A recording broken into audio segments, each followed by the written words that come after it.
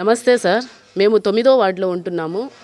గత 15 సంవత్సరాల నుంచి ఇక్కడ నీటి కాలువలు లేవు, సీసీ రోడ్డు లేదు, వాటర్ సరిగా రావడం లేదు. చాలా ఇబ్బంది పడుతున్నాం సారు.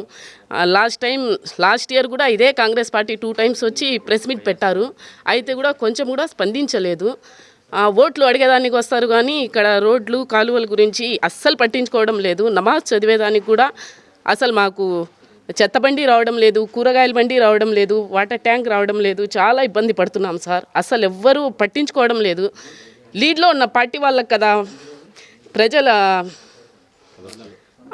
ప్రజల అవసరము, ఇంకా వాళ్ళ సమస్యల గురించి బాధపడాల్సింది వాళ్ళు వచ్చి బాగా వైఎస్ఆర్ వాళ్ళు పట్టించుకోలేదు, కూటమి వాళ్ళు అస్సలు పట్టించుకోవడం లేదు. ఇంకా కాంగ్రెస్ వాళ్ళు తిరిగి చెప్తా ఉంటే కూడా వాళ్ళ మాటలు కూడా వినడం లేదు.